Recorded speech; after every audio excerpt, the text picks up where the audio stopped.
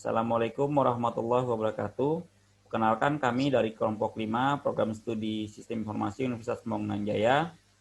Dalam hal ini akan mempresentasikan mengenai perubahan iklim di Indonesia dengan studi kasus DKI Jakarta dan Semarang. Presentasi ini disusun oleh saya, Kurnia Wijitomo, dan rekan saya. Salman Hamka DKIS. Dan selanjutnya kita akan mulai mengenai studi kasus untuk DKI Jakarta. Fenomena perubahan iklim pertama yaitu bisa terlihat dari perubahan suhu udara. Berdasarkan jurnal yang ditulis oleh Dadang Subarna yang berjudul Identifikasi Perubahan Iklim Perkotaan Studi Kasus Kota Jakarta, bahwa telah terjadi peningkatan temperatur udara dari 25 derajat Celcius di tahun 1901 menjadi 28 sampai 29 derajat Celcius di tahun 2002, seperti terlihat pada grafik di bawah. Fenomena selanjutnya adalah adanya perubahan curah hujan yang mengakibatkan adanya cuaca ekstrim. Salah satu bencana yang terjadi pada tahun 2020, yaitu pada Januari 2020, ditulis dalam jurnal Perubahan Iklim di Indonesia dan Analisis Banjir dalam Perspektif Perubahan Iklim oleh Kadarsah pada tahun 2020, bahwa ternyata curah hujan saat terjadi bencana tersebut mencapai angka tertinggi dibandingkan tahun-tahun sebelumnya. Tercatat di Halim Perdana Kusuma memiliki 377 mm per hari, Taman Mini Indonesia Indah 335 mm per hari, dan Jati Asih 260 mm per hari.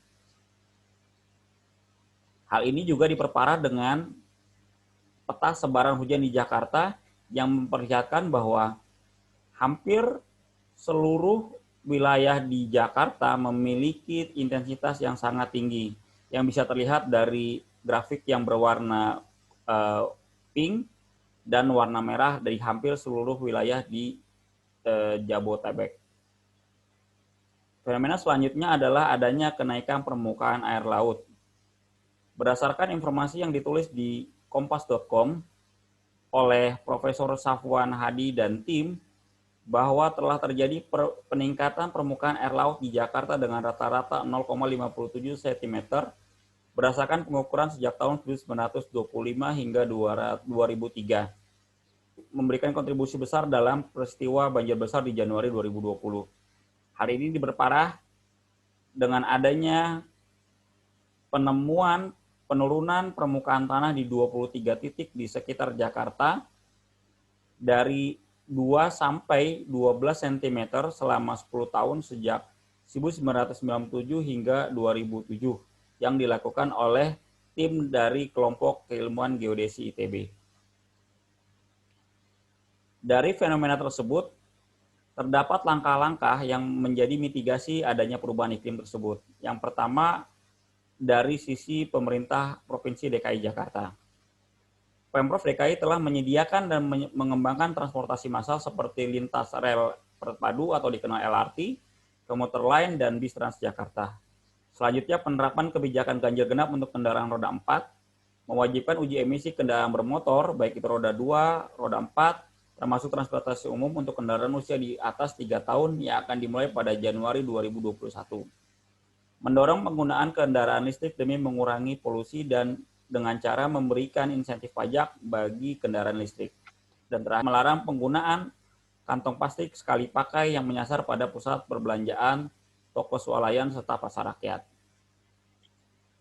Peran serta masyarakat dan mahasiswa sangat penting di saat dengan adanya mitigasi perubahan iklim tersebut. Yang pertama, dengan cara mendukung kebijakan yang dikeluarkan pemerintah, baik itu penggunaan transportasi massal, kebijakan ganjil genap, uji emisi kendaraan, penggunaan mobil listrik, sampai penggunaan kantong plastik. Dan terkait adanya pandemi COVID-19, maka masyarakat dan mahasiswa harus meningkatkan kemampuan sumber daya manusia supaya dapat beradaptasi dengan kondisi work from home dan school from home yang ternyata memberikan dampak positif dengan adanya perbaikan kualitas udara di Jakarta menjadi lebih baik dan lebih bersih.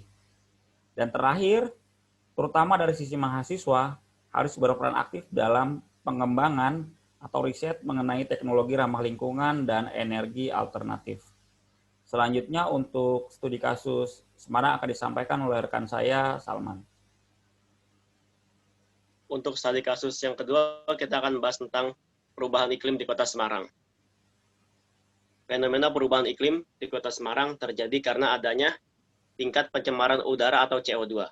Berdasarkan jurnal yang berjudul Studi Awal Dampak Perubahan Iklim Berbasis Analisis Variabilitas CO2 dan Curah Hujan, yang ditulis oleh Rahmat Girnowo, mengatakan bahwa terjadinya peningkatan jumlah CO2 dari sekitar 400 sampai 420 ppm pada September 1998 menjadi 440 sampai 450 ppm pada September 2010, yang berkontribusi adanya efek rumah kaca di Kota Semarang. Dapat dilihat sebagai tabel berikut. Fenomena perubahan iklim terjadi juga karena adanya perubahan suhu udara. Berdasarkan jurnal yang berjudul Pengaruh Perkembangan Pembangunan yang dibuat oleh Laras Tursilowati, mengatakan bahwa adanya peningkatan suhu udara dari suhu sekitar 17 sampai 31 derajat Celcius di tahun 1994 menjadi 29 sampai 37 derajat Celcius di tahun 2002. Selain itu, jumlah daerah yang memiliki suhu di rentan 23 sampai 27 derajat Celcius di tahun 1994 masih sangat banyak. Sedangkan pada tahun 2002, daerah yang memiliki suhu 17 sampai 28 derajat Celcius memiliki penurunan yang sangat luas dan dibarengi dengan jumlah penambahan untuk daerah dengan suhu 29 sampai 37 derajat Celcius dapat dilihat pada tabel berikut. Untuk fenomena perubahan iklim yang ketiga dapat terjadi karena adanya intensitas curah hujan yang sangat tinggi. Berdasarkan jurnal yang berjudul Studi Awal Dampak Perubahan Iklim Berbasis Analisis Variabilitas CO2 dan Curah Hujan yang ditulis oleh Rahmat Girnowo mengatakan bahwa terjadinya peningkatan curah hujan dalam rentan waktu 1980 sampai 2008 terjadi sekitar 2.300 mm menjadi 2.800 mm yang dapat kita lihat sebagai tabel berikut. Dari fenomena perubahan iklim tersebut dapat dilihat dan beberapa mitigasi perubahan iklim yang sudah dilakukan oleh pemerintah Kota Semarang maupun dari masyarakat. Dari pemerintah Kota Semarang sudah melakukan langkah-langkah sebagai berikut diantaranya menyediakan transportasi massal berupa BRT atau bis rapid transit di Kota Semarang dan menjaga mengelola kualitas udara dengan cara melakukan penghijauan dalam bentuk pembangunan hutan kota. Lalu revitalisasi saluran air dan mengoptimalkan banjir kanal timur dan barat untuk mengurangi potensi banjir. Lalu memulihkan kualitas sumber daya alam dengan melakukan konservasi seperti penanaman hutan mangrove.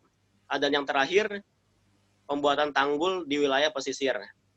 Untuk langkah-langkah dan peran masyarakat, diantaranya peninggian bangunan rumah di wilayah yang beresiko tinggi terhadap banjir, menjaga kebersihan saluran air dan lingkungan, tidak membuang sampah ke sungai atau ke laut, menggunakan transportasi massal, serta masyarakat dan mahasiswa berperan aktif dalam pengembangan teknologi ramah lingkungan dan energi alternatif.